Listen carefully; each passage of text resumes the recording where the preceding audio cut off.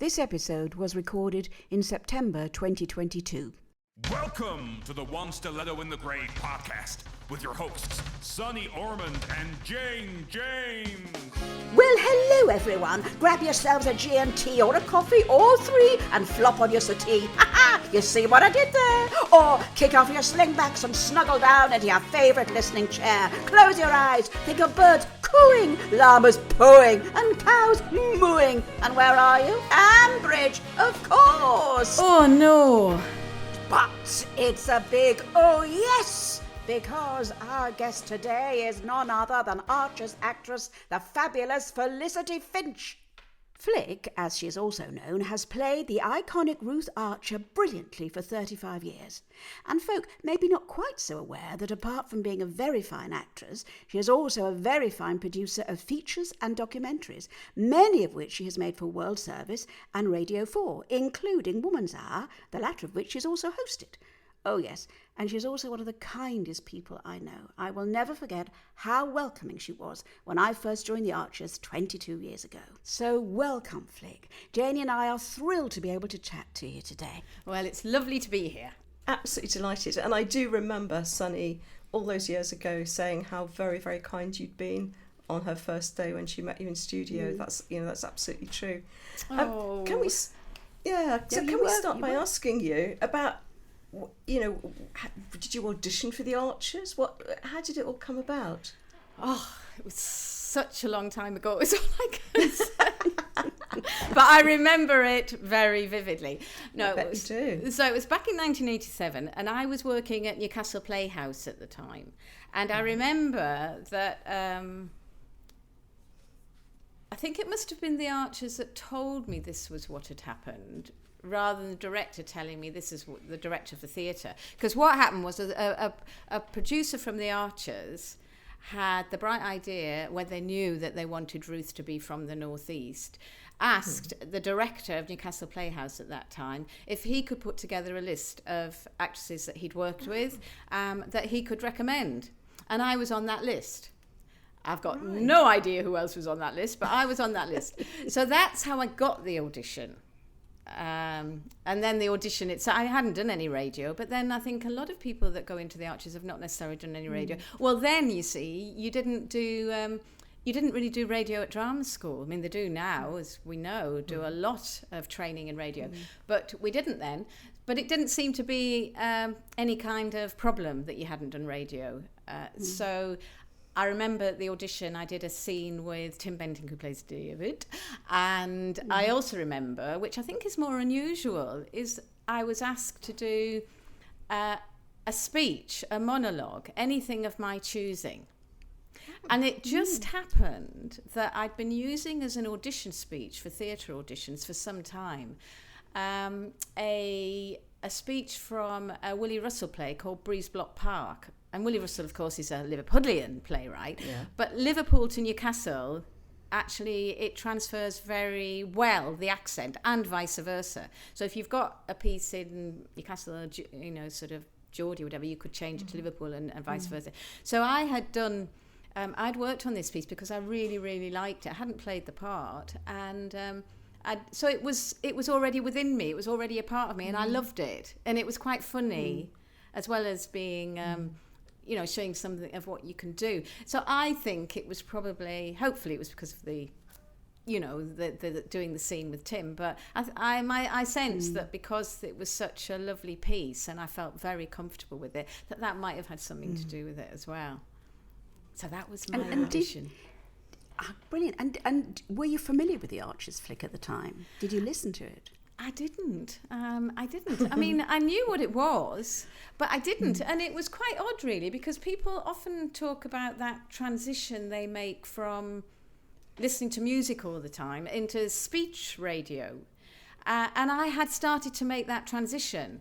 Because I remember I really loved listening to interesting, I wouldn't say the sort of more basic kind of phone-ins, but interesting phone-ins. And there was, on LBC at that time, there was a guy called Brian Hayes that was doing a phone. I remember being really intrigued by this phone-in. And so I was interested in listening to people expressing their views and people asking interesting questions and sort of getting the lie of the land of how people felt about things. So I'm trying to think what the question was now. That was really good, wasn't it? What was the question about about the Archers?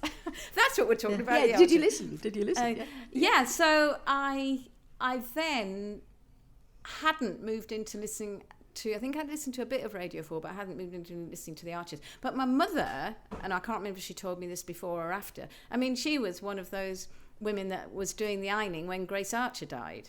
I mean, she absolutely remembered it. But what I do remember is when I was offered the part, getting home, and my answer phone was full of people had just gone do do do do do do do do do. So, and I think I sensed very quickly, this is quite a big deal. Having, I realised very quickly how many people knew the Rwanda, how much it meant to people. I mean, I knew it existed, but I didn't listen. So I did a very, very quick catch up, and I would have done that before the audition as well. Found out as much as I could about the programme. But that was in the days before you could listen back, of course, wasn't it? Of course. But I would have read about it and everything, and found out more, and found out from my mum and all of that. So yeah. And were you nervous? Do you remember being nervous, or was it because you weren't really quite sure what you were auditioning for? Probably you were quite relaxed, really, were you? I think I was more intrigued than anything else, because not having done radio, and I think possibly because I don't remember it being a huge big deal moving into this medium that I hadn't worked in before, even though I'm aware that there is a technical transition.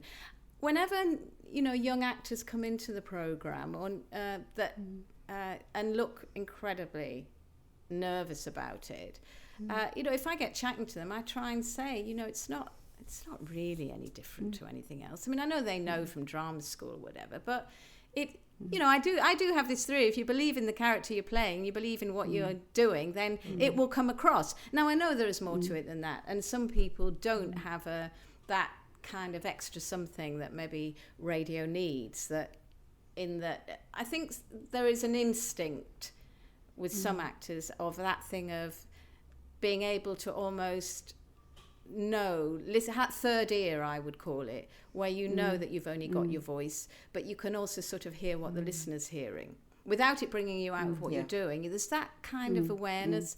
So I just remember it being, I mean, of course I remember having to learn about approaches and various technical stuff that you have to be aware of, and if you're shouting very loudly, you don't do it straight into the mic and all of that. But I think I've always felt that, dare I say, because I'm in hallowed company here, that say it. There is a certain amount that one can learn, but I think there is also something. Radio can be something that you can sort of fall into without having done it.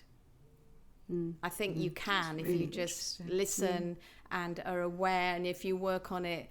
Yeah, but then maybe I'm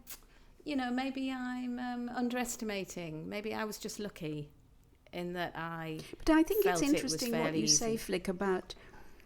I think it's interesting what you say about that inner ear, and I think some actors have almost like an edit button. They can almost hear themselves. They're always almost standing outside directing themselves. I think, and not everybody has that. I think it can be learned, but I think probably those actors who are instinctively good at radio probably have that anyway. I don't know. It's a very interesting point, actually. But I think in terms of... Sorry. No, you carry on. No, all I was going to say was it's interesting that you did the audition with Tim, because clearly they were bringing the character of Ruth in because there was going to be, even at that stage, they hoped a pairing between these two characters. Clearly that's what it was, what they planned. I don't know. I have to say I don't know. And just to go back to the technical briefly, I think it's a very different thing at the moment. I mean, I know you've talked about COVID and how we've been doing it on separate microphones, and we still are. And I must say that that is, one has to really not feel that you're projecting a little bit too much because you're trying to reach the person that's a few feet away from you, and actually they'd just be, you're just chatting to them and they're in front of you. And also the intimacy, you know, you really have been doing some very intimate scenes this week with one of the younger characters, and I want to be able to be really close to him, and I can't. So that's quite, I've had to really have a good talking to myself. Look, you know, we know what we're doing. We know what you know. The microphone then becomes the other character, but not being able to have that physical contact with your fellow actor when you've got, you know, an intimate scene is I think has been quite difficult. And adjusting to that technically, what it means in terms of your voice when the person isn't next to you, they're actually a few feet away from you, but they're next to you in terms of what you're doing in the scene. Yeah. Sorry, Sunny, I interrupted. Yeah, no, No, you didn't at all. No, not at all. And that has been challenging. There's no doubt. And I've always found it interesting as a radio actor, you know, because I've had scenes, particularly I was thinking about Mike Fenton Stevens when he came in to play Paul, and some of those scenes were incredibly intimate. And I remember having the opportunity, because if you're doing several episodes and scenes you can do, just having the opportunity to really investigate as to how little voice I could use, and how it was still really, it informs very well. It's almost like less is more in a way, and I found that whole experience really extraordinary, because you can't do that in theatre, you can't do that in TV, but you can do that in radio. You can really bring it right down, can't you? You can actually do that, and it can bring the listener in even more. It is a fascinating medium, and I continue to learn all the time when I'm doing it. Indeed. You started to ask a very interesting question, which I then went back to the technical. Do you remember what it was, Sunny? No. It's gone now. It's because I'm very old. Were you starting to ask about the bond between David and Ruth? Oh, was that yes. the question? Oh, yes, right. Yes, thank you, Jane. Thank you. Yes, that was it. Yeah. To be honest, I don't think that they knew that Ruth and David were going to be together. I don't think they did. I think it was a possibility, but I really don't think so. Partly because to begin with, as far as my memory, if my memory serves me correctly, I was told I was only going to be in it for quite a short time. And then I think quite a lot of characters, mind you, when you come in new, they'll give you a contract for, we only get it by month anyway, but, you know, say, well, it'll be this.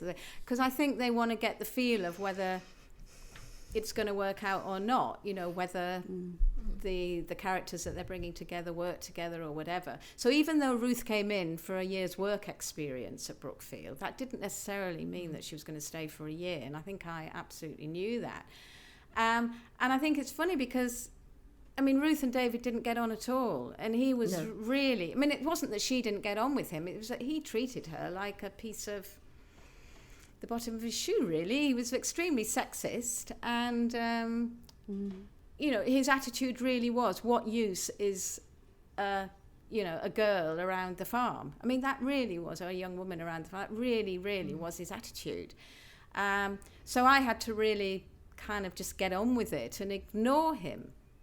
So I think it took time for them to make the decision that this could be the person that he marries or gets together with.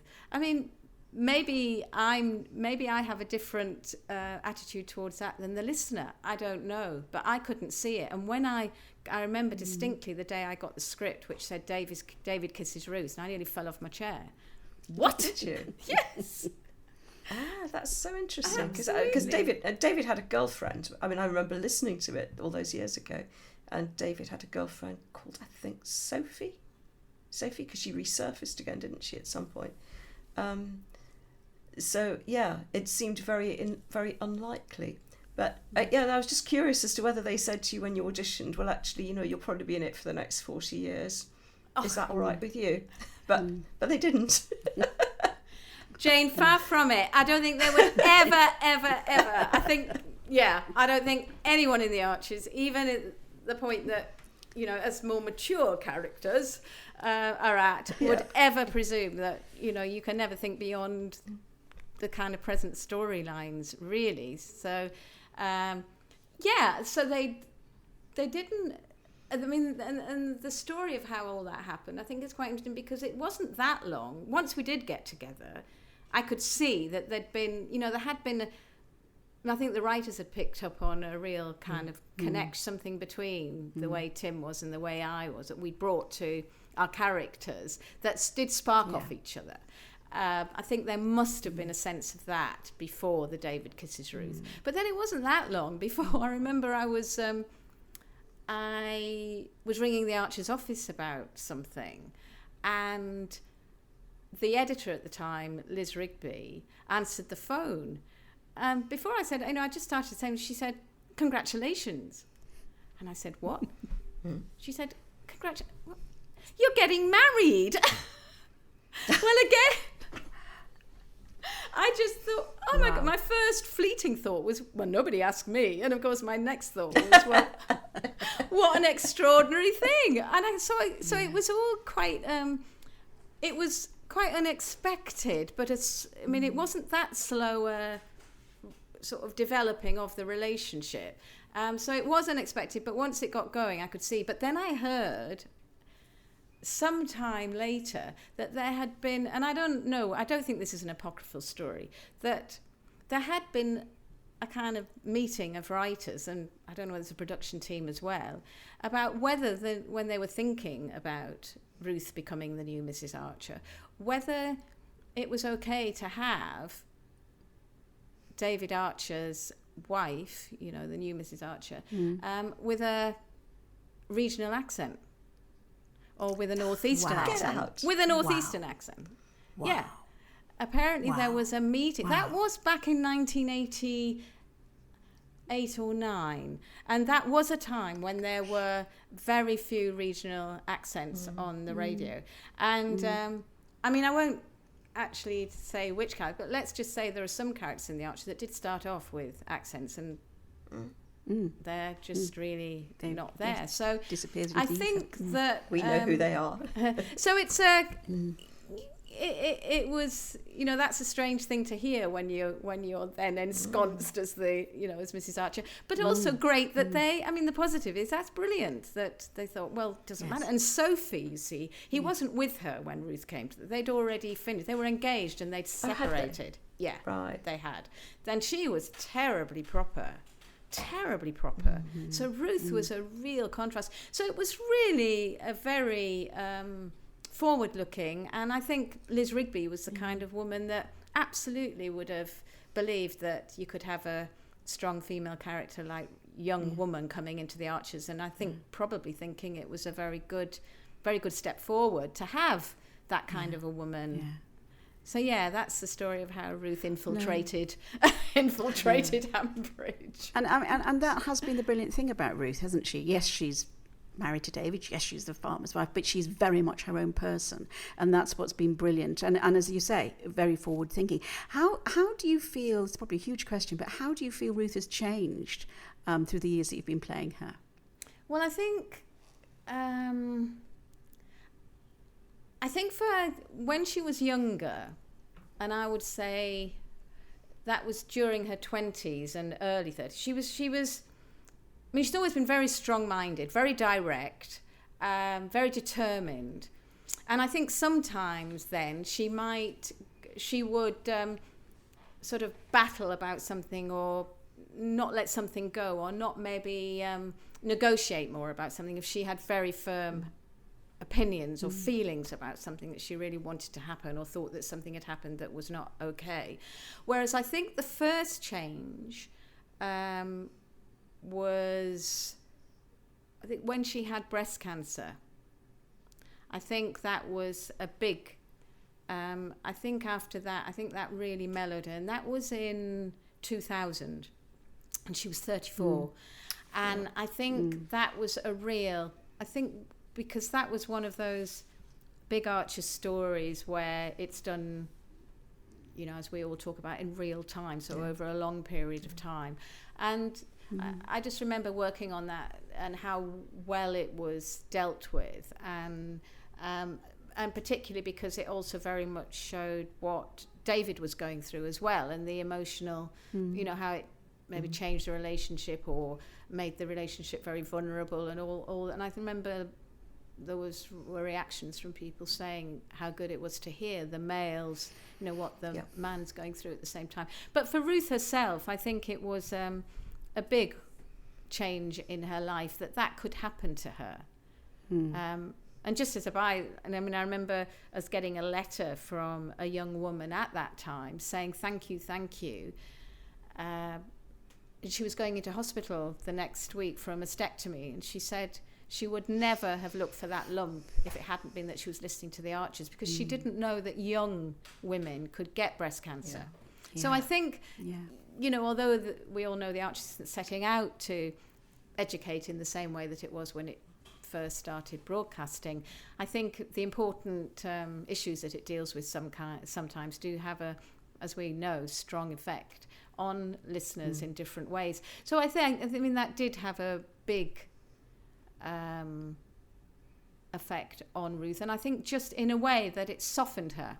And I think she didn't lose her determination and her forthrightness and her directness, but I think much more likely to negotiate rather than battle to the end, to actually negotiate. And I think that also passed into, if David can get very riled sometimes, as we all know, and to be able to be the kind of smoother and the sort of taking a more objective view of things rather than just bowling in and saying, no, this isn't okay, or this isn't just and it's not surprising really, because I would imagine it absolutely makes you realize the fragility of life and what can happen tomorrow or not, and having kids as well, I feel mellowed Ruth too, but within having kids, she has fought all the way to continue to be a working mother and to make that work. That's so what's I think brilliant.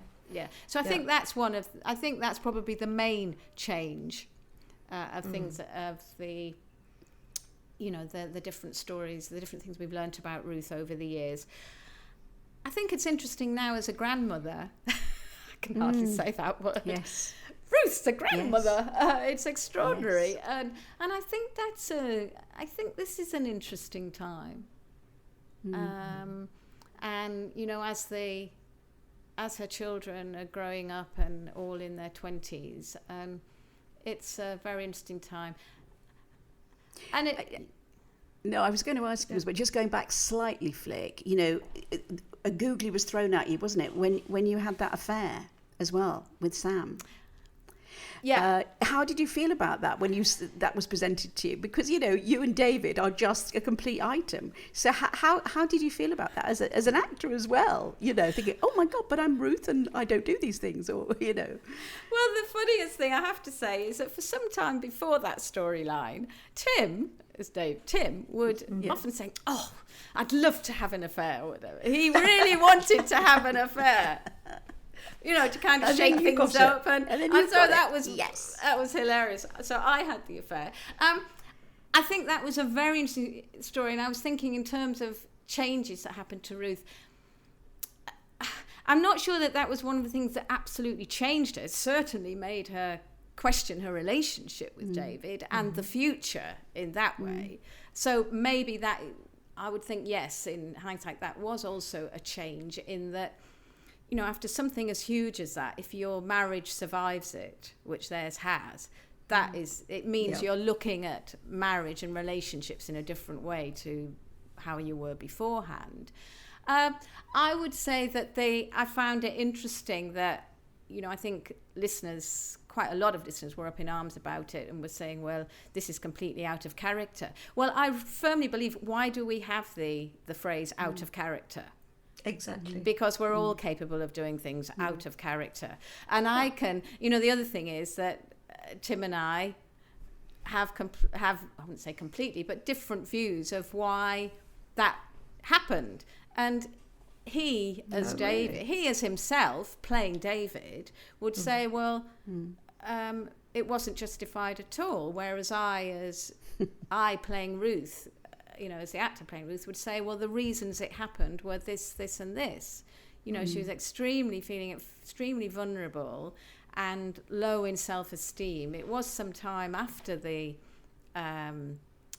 mastectomy, but their relationship seemed not to be going through a very good patch. He was very busy with other things. Sophie had come back into the village to work as some designing somewhere.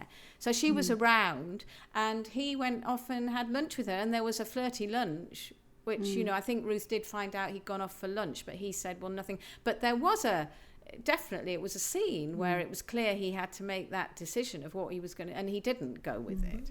But I think Ruth felt very low in self-esteem and not being really needed more emotional connection with him at that point, which he wasn't, for whatever reason, giving.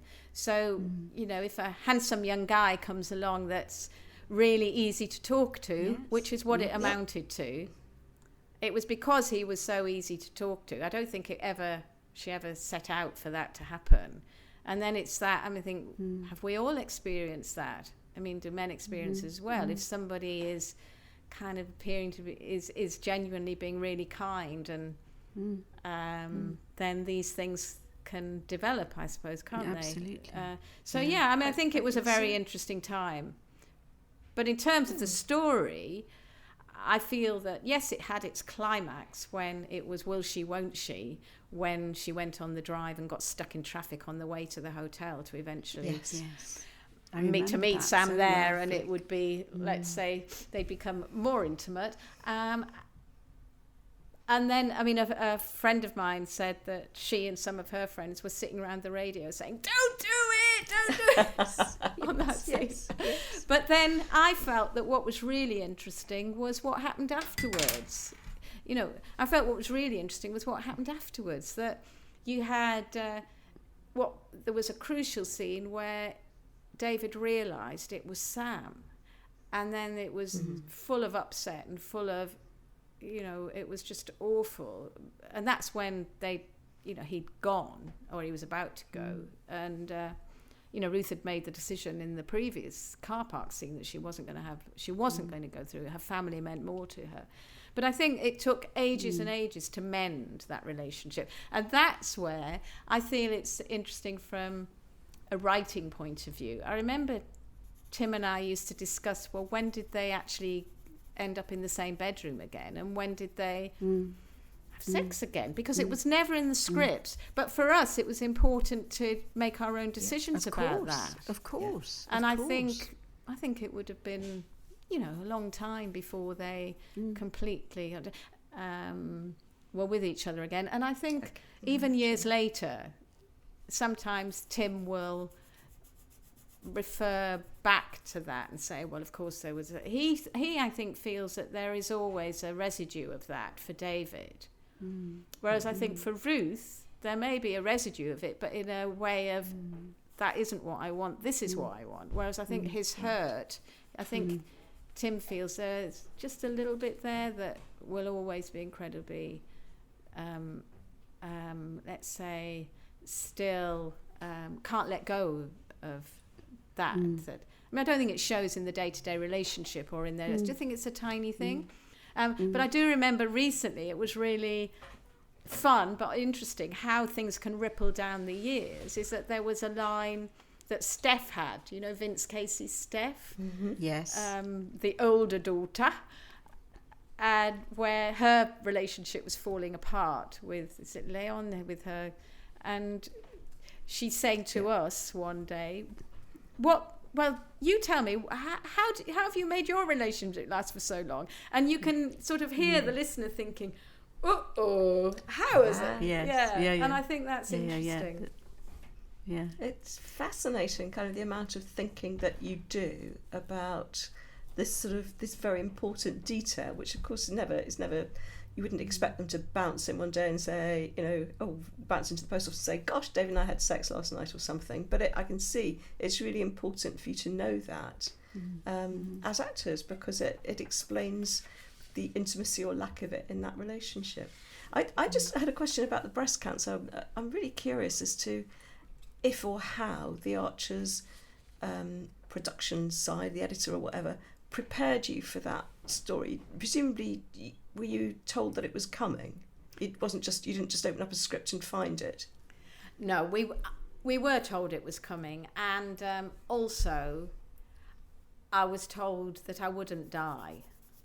And that's, that's good. And I think that I think it probably would happen with any story where that's potentially the end of it. That as an actor in The Archers, I would think that you would be told the arc of the story. But I remember thinking, because I don't remember when they started to talk about the story thinking, oh my God, am I going to die? But I think I learned very quickly, was told very quickly. But I didn't think, I just thought, how great to have such a strong story to work on, And I remember at the time, of course, any story in The Archers that is dealing with important issues of any kind, where there's a little research, it needs to be very accurate. There was an awful lot of research went on to do with that story. But I remember I think it was through Breakthrough Breast Cancer, that I got to talk to, I think, 3 women, and one of them was a friend of a friend who'd had breast cancer. So I used to talk to them. I think I talked to them both to all 3 of them for a long time before the story started. And then each month when I got the scripts, I would talk to them about what happened to them at that point. Just to get the feeling.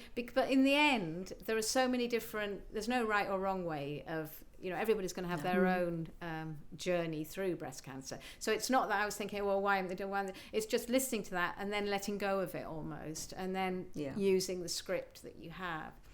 And I remember there was, particularly there was one scene we were working on at one point, and the director saying, well, we could just cut that, and we could just cut that. And you ended up with a scene that maybe had quite a few lines of dialogue, ending up with half that amount because you didn't necessarily need it, which is interesting to say on radio. You didn't need, pauses can speak volumes, as they say. So that was, I remember that particularly at points in that story. Yeah. So it was. It's interesting as well, isn't it? Because as we know, in something like The Archers, we are privileged, I think, in many ways, to be with our characters for as long as we are. As actors, you're very rarely involved with a character to the extent that we are. And so we really get to know our characters really terribly well. And also if we have partners like you have, David, very well. So when you get a storyline which is going to be a bit of a thunderbolt, like, for instance, the breast cancer, although they told you, yes, you were going to survive it, did that make you think, oh my goodness, but Tim and Dave, how is this, what, and even, when you had the affair, it's, is this going to, change our relationship, the way you look at things? I remember when Kim was in the programme playing Tiger, who I should say at this moment in time, of course, is your real life partner, isn't she? Got a bone to pick with you about that one. Which is another story. Which is a whole other story. But I do remember, because it was, I love working with Kim, and it was such a terrific kind of coupling, I think. But I remember, we had stories, for instance, when he went to prison, or when she had the affair with Paul. And I remember when I got the scripts, Flick, I thought, well, this is very odd. How am I going to deal with this? Because actually you do, well, I did anyway. There was this loyalty. There was, although I knew it was a part, I was Lillian, but it had gone so far inside me in a way that it was a bit of a wrench. And I thought, how is this going to end? Because, I've got a bond here with this actor. Is it the same for you with Tim? Well, yes. I mean, I think the bond absolutely is there, but we've been lucky enough not to have, well, how can I say this? I mean, there have been times when, yes, the marriage has been threatened, no doubt about that, the partnership. But I think in the end, I've always believed that they wouldn't actually split up. Even when Ruth went off to New Zealand and at one point and stayed over Christmas and didn't come back, which was a very unusual thing for a mother to do, to stay longer. She'd gone there to look up new dairy systems that were happening out there, and it was at a time where things were not going great, and she stayed longer. And I remember thinking then, well, would they, it's that thing of second guessing, but well, would they really split us up? But believe, I don't think, God, speak too soon. You can't say, can you? I don't think that I've actually ever felt that was actually going to happen. Whereas you've had a lot more. I mean, I think that if either of us left the program, I mean, I would feel, if I was in the program and Tim, I would feel be very difficult, and vice versa, I would have thought. I mean, I would think the nearest I can say to what you're saying, Sunny, is that whenever there is a big sort of emotional story of one kind or another, we end up going off and having great chats, having, going off and having, a meal together or coffee together, and just sort of, because it's something to really kind of get your teeth into, and all of that, which has been, which is really great, because sometimes even with your nearest and dearest in the program, you can be a bit like passing ships if you're coming in doing the episode and then rushing off back to London or whatever. Yeah. So interesting. So do you think, I probably guess the answer to this, do you think you and Ruth are alike or not? I think in lots of ways we are. I think in the ways that we're not, that's more difficult to put my finger on, I think. I think Ruth has, I think the whole thing, I've never really thought about it in quite this way before. I think maybe I'm romanticising being a farmer, but it's a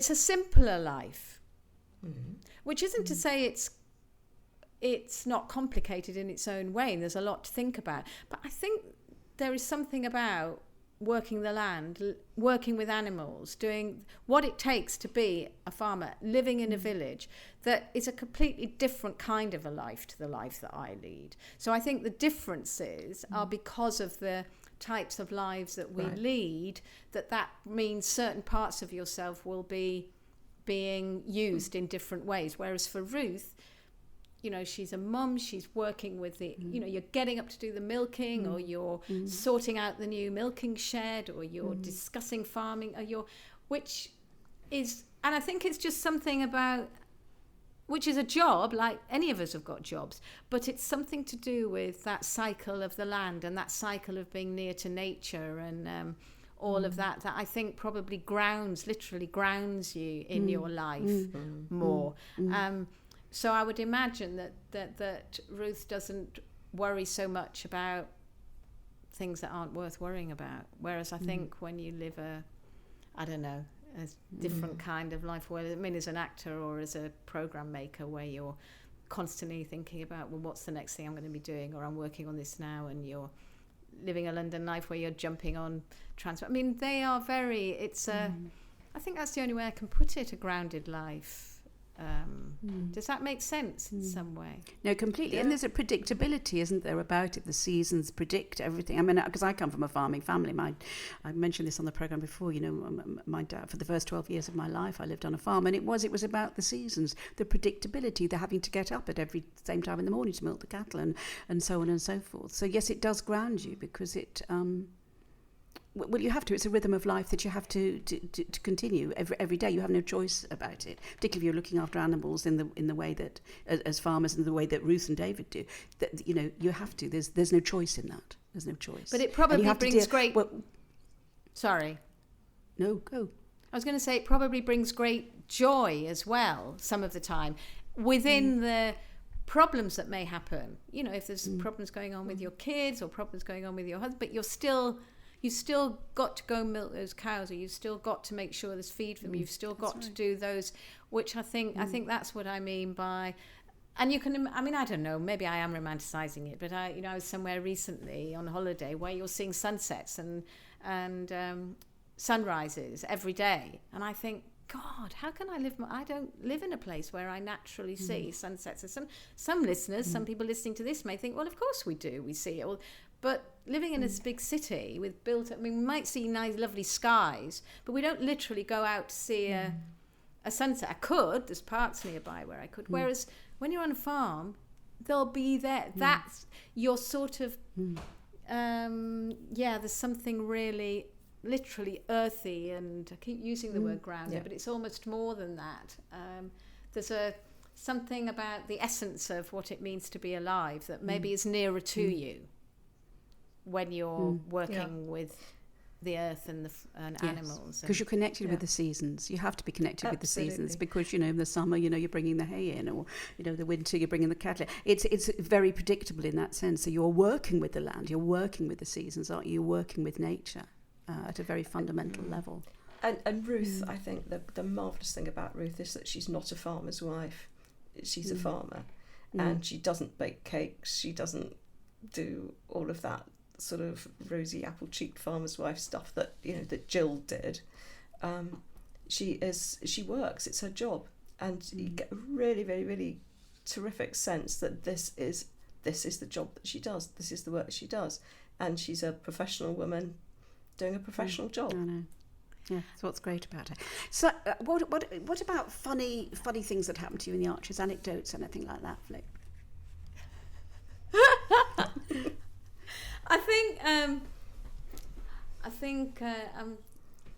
I remember when I was still quite young in the Archers, but I think we were already married, and I as Ruth and Norman Painting as Phil Archer were invited to an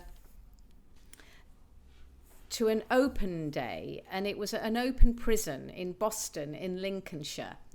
And I remember, I think Norman wasn't actually going, but in real life I was invited to go to this open day and open their rare breeds pig pen. They were building a new because this open prison grew vegetables, kept animals, and all of that. The prisoners, the men looked after them. So I was invited, and I remember I stayed overnight with the governor of the prison, this lovely guy. And I remember early in the morning, somebody called him, and I could hear him saying, they're going to be here. And he came off the phone, and he said, it was somebody saying, is it true that Ruth Archer and Phil Archer are going to be there? And he'd said, yeah, it is. And he could hear her calling up the stairs saying, see, I told you they were real.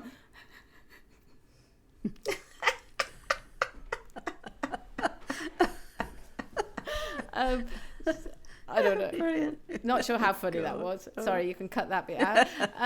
But at that same place, there was also they had some flyers which were advertising this open day, and that I was going to be there. And I remember reading it, picking one up, and it said it will be opened by Runt of the Archers. That's brilliant, Runt. Very unfortunate misspelling. I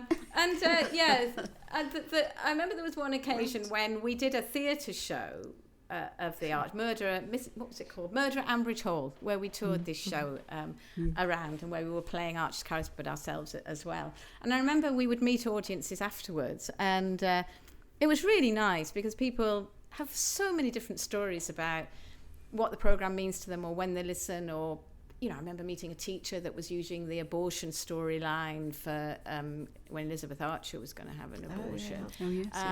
Using it with her kids in school. And you'll have somebody else saying, it just makes me feel less lonely when I listen at 7:15 in the evening or whatever. All these different people with their stories.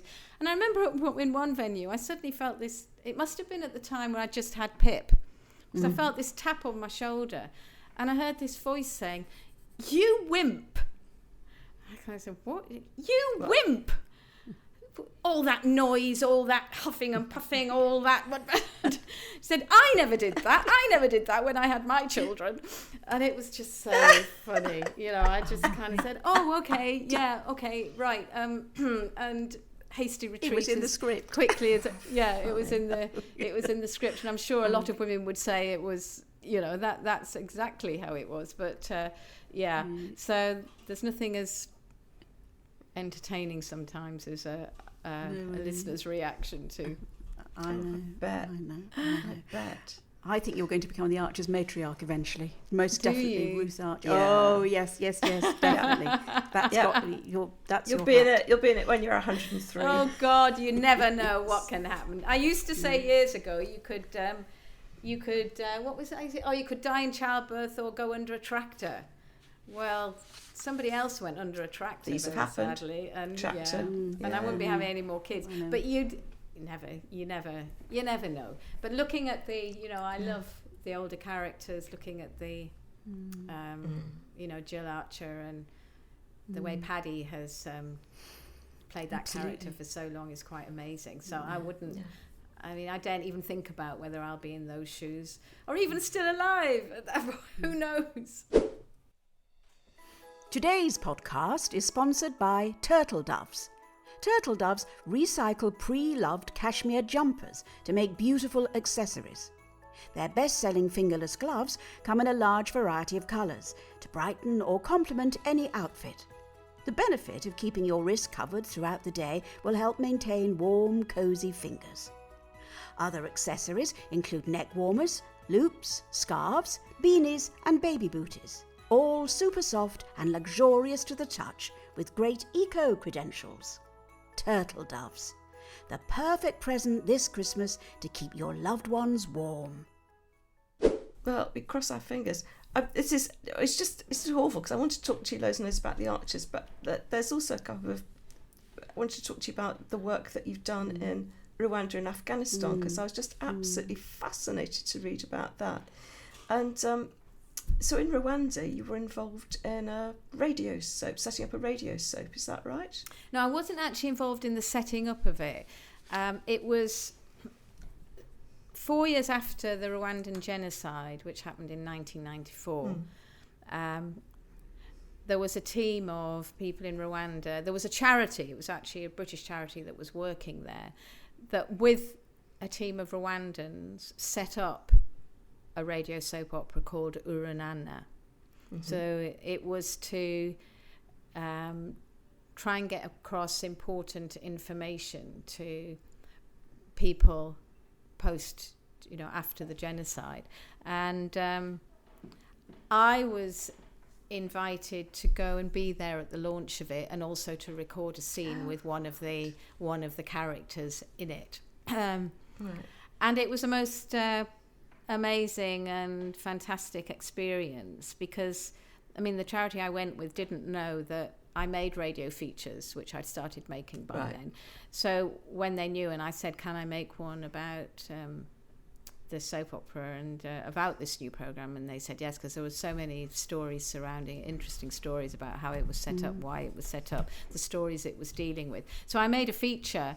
I think that one would have been for Women's Hour, and then I made another one about a group of women that had set up an organisation called Avega, which was for widows of the genocide, because there were many, many widows after the genocide. And I remember interviewing women about what they'd gone through, and this wonderful woman called Esther that had set up this organisation which exists to this day. So it was amazing to have that opportunity to actually speak to Rwandan people, and a lot of the people connected to the radio program itself had,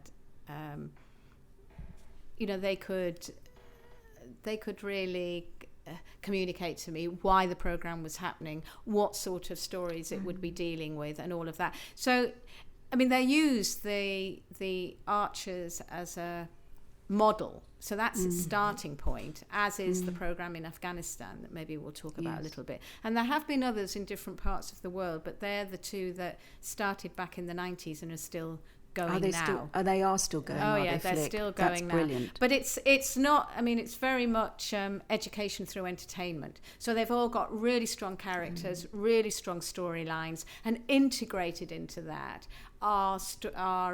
is information about, maybe about health. It may be about. With Rwanda, some of the early storylines were about domestic violence, which went up incredibly after the genocide.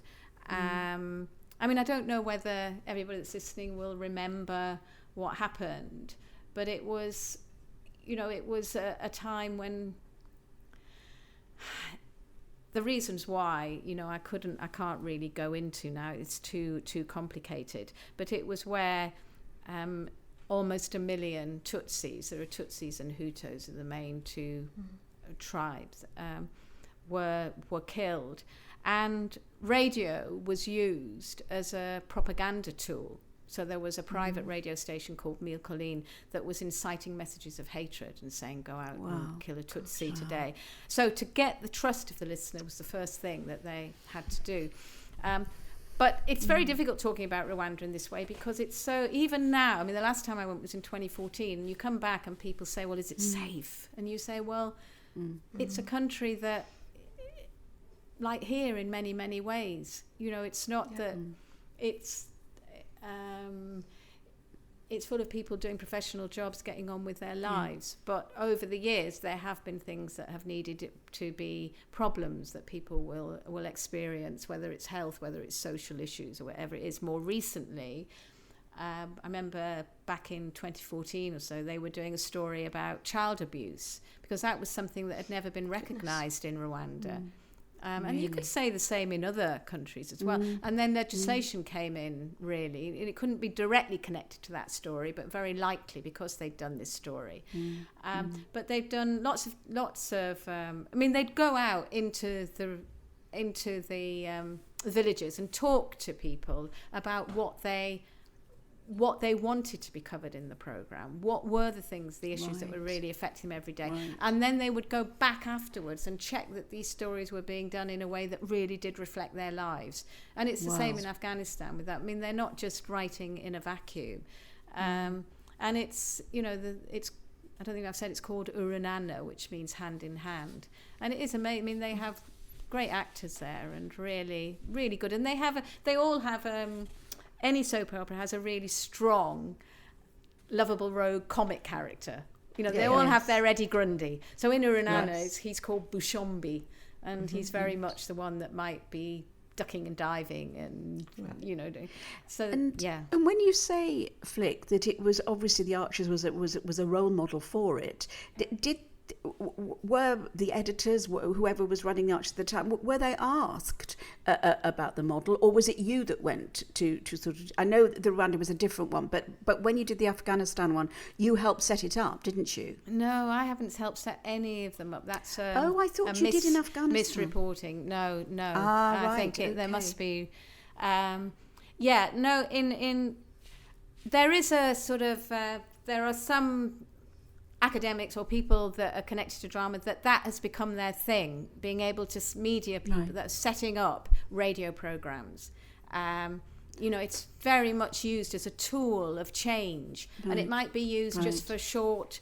A radio drama might be used for 6 months somewhere in Ethiopia, maybe, for a particular, I mean, when HIV was rife, which it still is in some of these countries. I mean, Rwanda, for a long time, that was also something that was a real problem, real difficulty, causing a lot of deaths. So there'd be stories about contraception. I remember there being an extraordinary scene where a couple were using condoms, and I remember thinking at the time, you know, when it was a sort of jokey, funny scene where they each produced one at the same moment, and only their little fingers were touching. I was watching them record this scene and thinking, I'm not sure if we do this in the Archers. So they don't necessarily need advice from the Archers anymore. The Archers, the team that made the Archers years ago may have advised on some, but not on these particular ones, because they had their own kind of experts in the field. And eventually the Rwandan team are running it themselves. So it's not then under the auspices of a charity. And the same, the Afghan one, which is called New Home, New Life.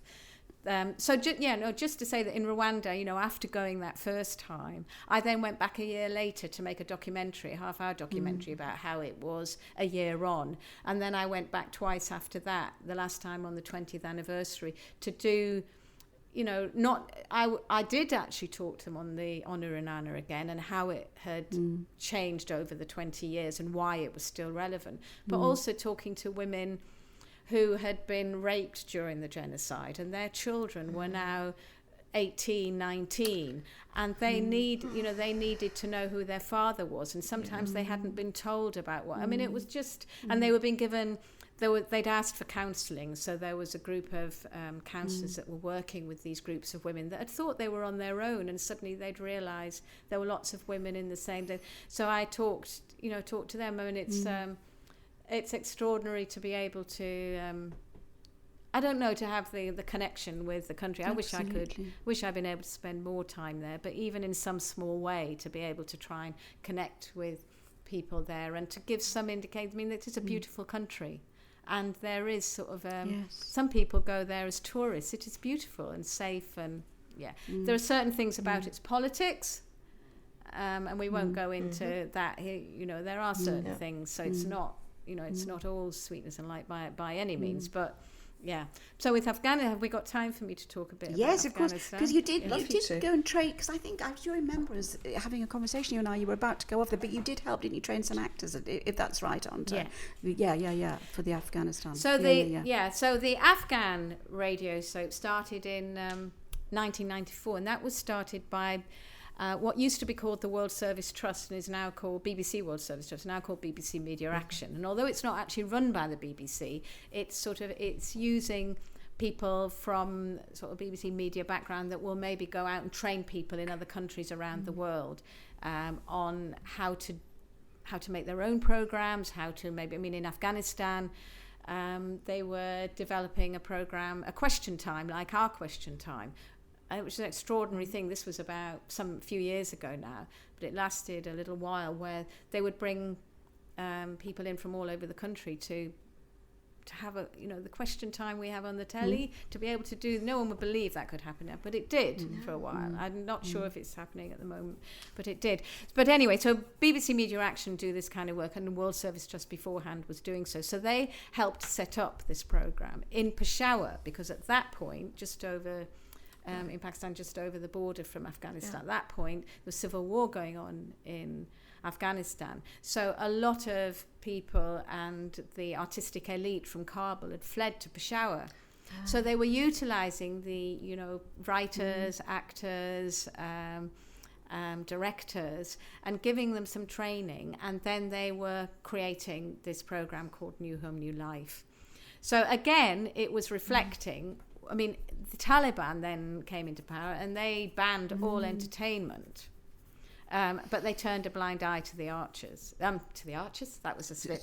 To New Home, New Life. They turned about. Some of them were listening apparently, and they turned a blind. And anyway, radio is what everybody had, so it'd be very hard to stop people from listening to the radio.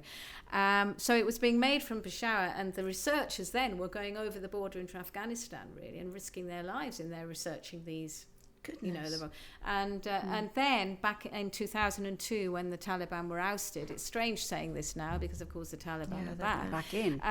They then all moved back to Kabul. So then it was made, and it's been made in Kabul since 2002. So then I went back, having made a half-hour documentary about it in Peshawar. I then went back between 2008 and 2010 3 times, partly to make programs and partly because at that point, at one point New Home, New Life was really the only media that you could hear, or there was nothing to, people didn't necessarily have televisions or very little, but gradually there was more and more media happening. So there was a lot more competition. So they wanted to try and make the program, just make sure that it was at the level that it needed to be to keep on getting listeners. So it's kind of sharing techniques rather than, it's not going and say this is the way to, it's kind of sharing and saying how about or whatever. So I was really lucky to go for a couple of weeks each time and work with the actors and directors on that. And, really what one is trying to do, which is what we try to do on the Arch, is to create programs that really, I would say that are going to leap out of that little box in the corner. And okay, it's not the little box in the corner anymore because you can listen in so many ways, but that's the equivalent. And so it was, I'm trying to think, examples of some of the early stories on New Home, New Life. I remember one was about landmines and a young lad that had taken a shortcut from school even though he'd been warned not to, and had lost a leg, and because he crossed where there were landmines. And then years later, he became at the forefront of a charity in the story where he's going around the area talking to school children, talking to people about the dangers of landmines, because now people are trying to, they might use them, think they can be scrap metal or something. So they have still been a danger over the years. But then there will be stories which, years ago would be about a young girl called Nuria who was 13 years old and had been promised to and married a much older man. And then her body isn't ready to have a child, and they both died. She died in pregnancy. But the way of approaching a story like that is to not, the listener is not being beaten over the head and saying, look, this is not the way to do it. It's more showing the views and attitudes of everyone in that family or that extended family. And through that, the listener can make up their own mind. Make their own judgment, yes. And later stories have been about, maybe an elder woman in the community being allowed on the village council. And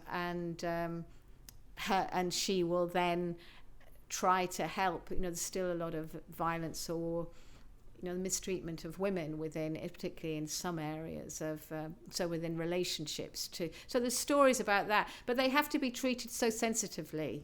So as I say, it's not and carefully. And again, they have their comic character Nazir that at one point, this is some years ago, didn't have a wife and was looking for a wife, and you get listeners saying, he can marry my daughter. He can marry. Yes. But these programs literally create, have been a lifeline at times to their listeners. Tremendously and popular. is it still going, Flick? With the Taliban now having sort of is New Home, New Life still on air? It is still on air. I'm not sure how much it's able. It won't be able to reflect politically. But in a way, if you look at the Archers, we don't reflect, obviously, politically what's going on. There might be the odd mention of Brexit or what. It's kind of political with a small p and very integrated into the story. Well, I think it would be the same that they'll be dealing with the problems that are being thrown up, but they won't actually be able to deal with. They won't be able to be portraying the Taliban, I would doubt, in the way that we are seeing them, as trying to, how is this going to come to an end? How are they going to? I've tried to get in touch with. I am in touch with a woman who is still writing for it, and she said she would let me know about the stories that they're able to deal with now, but she hasn't done it yet. But she will, I'm sure, let me know, because it would be good to know more. In more detail what they are dealing with, but they are, they are fantastic. These, the fact that these programs have happened and that they have brought such really enhance, really help people in their lives as a form of entertainment, but also in terms of the information or the changing behaviour. Really, that listeners are able to. And this is what radio can do, can't it? In any kind, if you can get it out there to as many people as possible, it can inform and it can change. And it's great to know that you said that the female writer is still writing for it in Afghanistan, because that's the whole concern, is what's happening to the women out there now, isn't it? Yeah. And it's difficult because, I don't know how it works there, because they're part of it's called the Afghan Education Project. And I don't know whether that's allowed to work in an entity, because I remember reading, since the Taliban got back in, that if people were allowing women to do certain things, then the men that were allowing them to do it would be arrested. Absolutely. So it must be that it could be that AEP Afghan Education Program has a special, that they respect what it's done over the years. Some of the Taliban do respect things that improve the health or the lives of people. It's but the Taliban is made up of, as we know, real groups, cross section of people, and attitudes and behaviours. How did you? Because you've made so many different sorts of programs. You've made these wonderful programs in in Rwanda and Afghanistan and all over. Not just there, are other countries as well. But how did you first get in to making documentaries and features? How did that happen?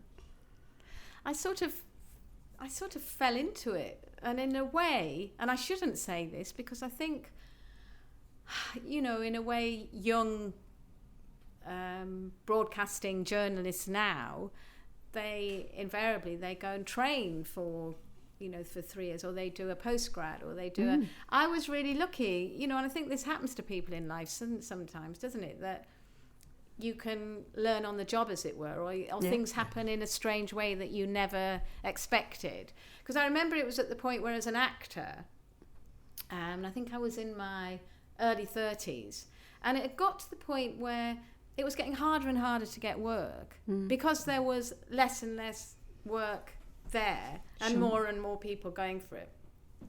And I knew that, I think most actors probably get to this point where you feel you've got to be able to do something alongside being an actor.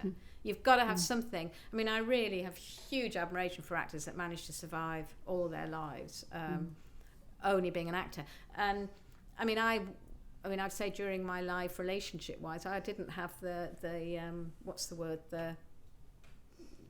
support of having, a partner that was doing a proper job, as it were, or anything like that. So, it was me, and I needed to. So I got to the point where I knew I needed to do something, and I remember going to, even going as far as going to. I was thinking maybe I'd need to do a teaching course. Not that I wanted to be a sort of conventional teacher, but I think I was always interested in maybe teaching special needs or prisoners maybe, or something in prisons, work in prison or something like that. And then I got as far as going to a meeting at a university in London where you could do a PGCE, teaching thing. And at exactly the same time, we must have been doing the Archers, and let me get this right. It was when we did the Archers show. When I knew I was going to be doing that, we were touring, we were going around different parts of the country, and I thought, and there was lots of gaps in it, and I thought, well, what am I going to do in those gaps? I thought, maybe I'm going to write that one woman show you're always thinking about, but will never do. And then I thought, something said to me, this could make a really interesting radio program, which means I must have started to listen to documentaries on Radio 4, and I remember some of them that were really, really powerful. So I remember then discussing it with sort of behind the scenes, what's it like behind the scenes at the theatres, and then talking to listeners and everything. And I remember having a chat with Vanessa about it at a party or something that we had, and her saying, well, that's a good idea. And the next thing, she'd put me on to a lovely woman that was head of features. We were at Pebble Mill at that time, called Sarah Rowlands. And she talked to me, and she gave me a kit. And at that time, they were Pebble Mill were at the forefront of doing fly-on-the-wall documentaries. Gave me this kit where you didn't have to. You had a kit, and you had the microphone here. You just had something that was like a radio mic here and there, and it was really straightforward. So I did quite a lot of recording on this tour. And if you ask some of the people that I was touring with, there was a point where because I was trying to, I wanted to record in the bar after the show and things like that. Yes. And if you talk to some of the Archers actors, they'll say, "Oh God!" Eventually, they said, "No more." So I think we were doing it for 3 months, and I think they allowed me to record for the first maybe 3 weeks, and for a bit at the end, and the rest of it was no more. But that was fine. And then I had to hire. Anyway, this was the start of it. That program never got made because Sarah Rowlands was going to take the recordings. I'd highlighted the good bits, as it were, logged it, because I couldn't edit at that point. And then whoever it was that was I can't remember if it was the head of Radio 4 or the head of Radio 4 at Pebble Mill, didn't believe that listeners wanted to know about the Archers actors behind the characters. God, how wrong they were. So somewhere those tapes are sitting there. Anyway, very quick, off the back of that, I got the bug. And then it was one of those things I suddenly saw in The Guardian one day, an advert for the women's radio group, and I did this 6-week sort of course where you did a couple of days a week and a weekend, and that gave it. And I did, the first edits I did were on using a razor blade on tape. Yeah, and then I briefly made some programs for a community radio station that was part of that course, and then I thought I would need to somewhere get the opportunity to just do little things here and there. Anyway, there's a story where there was a connection with somebody I knew that knew the head of Women's Hour, and I think she just sensed something about me at that point in my life that I did have good ideas. So I went off, met the head of Women's Hour, and she said, go make those 2, because I had about 8 ideas. Now, if those hadn't worked, that would have been it. That would have been the end. But they did. And I think, although I had to learn technically a fair bit of stuff, when we moved into Sadie editing, digital editing not long after that. So everybody had to learn it. All the freelancers had to learn it, not just me. But I think there was something about, I think when you've landed on the right path. And I just knew I'd landed on a parallel. Yes, I love acting. Yes, I love being part of that. But I loved doing this, interviewing people and putting it together. It's not everybody can listen to an hour or more of recording and know how to put that narrative together. And there was something in me, maybe it's because I was 40 odd and I'd lived a bit and I knew about stories and because of being an actor or whatever, but I just found that side of it. Yes, you angst over it, but I'll always get there of how to tell a story through the audio that you've. So You do. I mean, you've done some fine features and documentaries. You really have. I wanted to ask you about a programme that you were involved in that I was very, very interested in, about prisoners and music and them recording lullabies for their children. Is that right? Yeah, it's a programme that I made earlier this year, and it was in Norwich Prison, and it was through a charity, and there was a wonderful woman called Sarah Lee that works for this charity that I kept in touch with for years. And this is an example of how ideas can happen. I'd sort of met her every year, and because I was really interested in the work she was doing, eventually we got an idea through about this in the commissioning process for documentaries called the Lullaby Project. And it's where some of the Irene Taylor Trust, a small charity, are musicians themselves, including Sarah. And they're working with 2 musicians from the Royal Philharmonic Orchestra.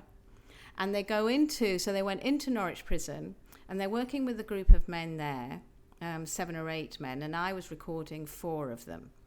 So each musician then talks to one of the men and asks him about his children. And this conversation will go on for about an hour or so. So all this is noted. So the sorts of things that he says about his children, before you know it, they could be possible lyrics for a song. And the men can also say what sort of music they feel, because some of with the men I interviewed, one of them, they were newly born, the children, when he then ended up in prison, and others have got teenagers. So one guy was really interested in being something like Frozen or Disney, and another one really likes ska, and another one really loves reggae. So then all these ideas are then given to this wonderful guy called Nick Hayes, who is a musician, who then spends a couple of weeks making a song, using these words, using these ideas. And then 2 weeks later, the men go back to the prison, and a small orchestra from the Royal Philharmonic and from the Irene Taylor Trust, like 6 of them, and a singer, they perform this song for the men individually. They each have an hour separate with them. And then, so they say if there's anything about it that they want to change or whatever. Invariably they don't, but they do a performance of these songs one after the other, with the men doing an introduction, and this is all recorded, and then a recording of it is sent to their families and to the children. So I recorded that whole process, and if it hadn't been COVID, we were so lucky to get into the prison. Been trying for months and couldn't get in, but the families couldn't come to the concert, but it was full of people from the prison, but so they couldn't be there, but they would have got the music, and the effect that this has, because it's family bonds in the end that keep men out and women out of prison. So keeping those connections. So Norwich Prison, has amazing people running it that believe in this kind of a project. So I was really lucky to have this access to be able to do this over. So we, to be able to go in and record all this. So this documentary is still up, and it would be under. If you just Google the Lullaby Project, Felicity Finch, or if you put Seriously before it, because it's part of the Seriously sort of group of documentaries that are kind of picked out as being some of the best of that period of time. So they stay up longer. So you may have to put seriously there. But you would, if any listeners are interested, it's a remarkable project. And really deserves to happen in many more prisons around the country, and hopefully it will. I remember that lovely one that you did about the Down syndrome boy. I was absolutely riveted. And I think you were put up for an award for that one, weren't you, Flick? Am I right? It was called Will He Change His Socks? And it was about a young lad with Down syndrome really when he was so leaving good. His special school, going into independent living.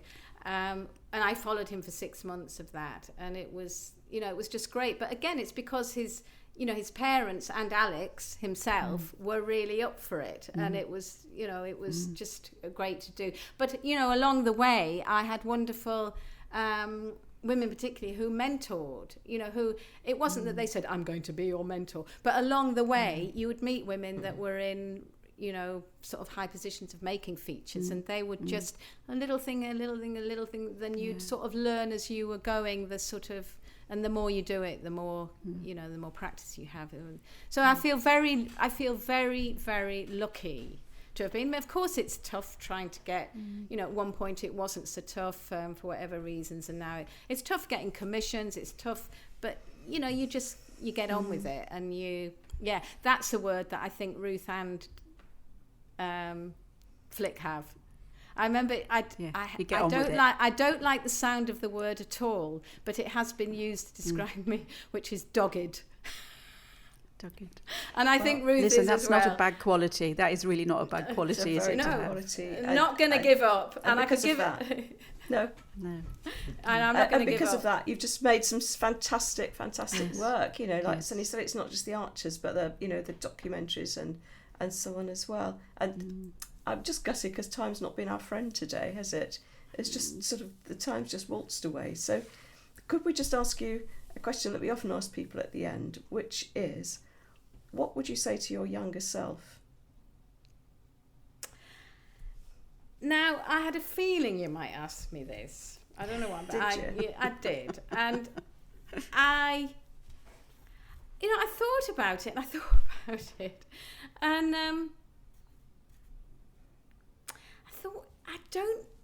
I can't think of something really profound I'd like to say to my younger self or Ruth's younger self, except I think the only thing that I would say is you really don't know what's around the corner.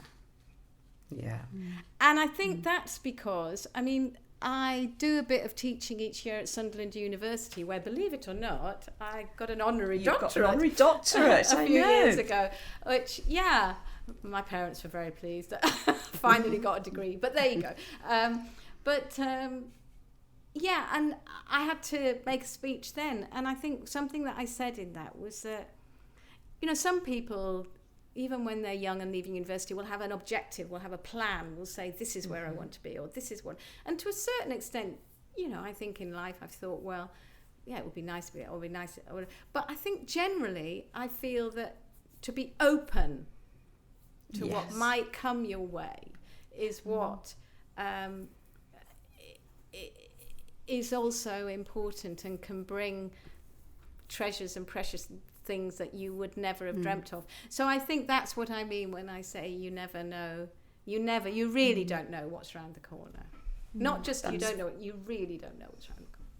That's very wise advice, isn't it, Sunny? And keep open to it. And of course, the other thing is, the listeners won't know, you're a great dancer. In fact, you'd like to have been a ballet dancer. Am I right? When you were young, am I right with that?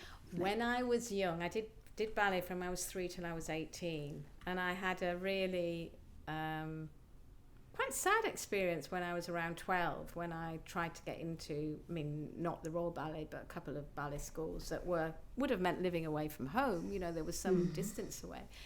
And I realised I didn't have the right physique for ballet, which people don't quite understand because I'm small. They immediately think, oh, but you have to have... when you audition for the Royal Ballet School at 10 years old or whatever it is, they're going to do a complete... The first thing that's really important is the physical examination. They can tell what your body's going to do. and they know. Gosh, and yes. I didn't have it at the Royal Bioschool, but that you can tell. So, I didn't have enough suppleness, enough arched feet, enough flexible back. I mean, I was very good at it till I was about 12, and then it was a bit of a struggle as you went through it, because I had to anybody that does ballet is forcing their body to do things they're not used to. So that's, and because of the time that I was born, that they're, because of my age, there wasn't really any other forms of dance around. There was a bit of tap and the very beginnings of contemporary.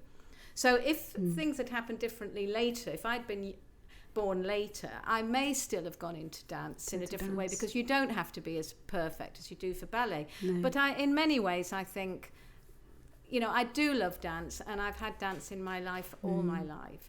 And I'd like to die dancing, actually. I've said that in my life. But what we need? We need you to be on Strictly. That's to represent the Archers on Strictly. That's what we need. Would you like to do that? Would that be fun? Are you up for that? Shall I speak to the producer instantly when we finish the podcast? You'd be brilliant. I think we'll take that laugh as a yes, shall we? Absolutely. Oh, God, the thought of doing all that, to just be able to devote time to just dancing. I mean, if I had my way, I'd be dancing every day. I'd do something. There's just something, love it. But the thought, it was just, my whole stomach kind of goes, I can't even speak. Right, make that phone call, Sonny. I'm going to make that phone call instantly. Flick, thank you so much. It's just been, we should have time for another podcast because there's so much to talk to you about. Yeah. So fascinating. Thank you for giving us the time today, because it's just been really, really lovely. And I think Jane's just going to say something. I can no, just to say, it's an absolute pleasure to meet you, and so thank you so much for being such a wonderful guest. So fascinating, and I just wish we had twice as long. Oh, well, thank you so much. It's just been lovely to talk to you both, and I hope I haven't burbled on too much. It's been fantastic. And will you please give my love to Tiger, please? Oh, yes, of course. Thank you, darling. Yeah, absolutely. Lots of love. You take care. Thank you so much. And to you. Bye. Bye.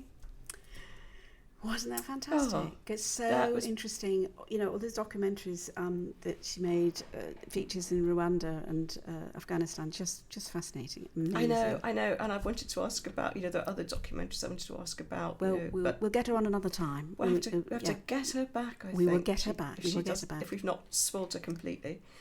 Now, I have to go because I've got to ring a producer from Strictly about my friend Felicity Finch, and I'm also going to see if I can track down those interviews that she did for the Archers all those years ago. I'm going to try and find them. Absolutely, you should get those. And I think maybe if they're putting her on Strictly, maybe you might want to go on as well, Sonny, just as a. Sorry. Well, I could go along and hold her handbag, but I don't think I'll be on the dance floor. I think. What are you going to do, love? What are you going to do now, love? Well, the sun is shining in London. Is it? So you're very lucky. The heavy clouds, but I'm going to nip out for a nice walk before it very good, very starts to peel down. Very good, very healthy. Yeah. All right, I'll see you very soon. Lots of love. Take care, darling. Loads of love. Bye. Thanks for listening to our One Stiletto in the Grave podcast. If you'd like to see behind-the-scenes clips and bonus content, please visit our Facebook page, One Stiletto in the Grave podcast. And if you'd like to ask any questions, follow us on Twitter at OneStiletto65. This podcast is produced by Raggedy House Productions, and the music composed by Tom Smith. See you next time!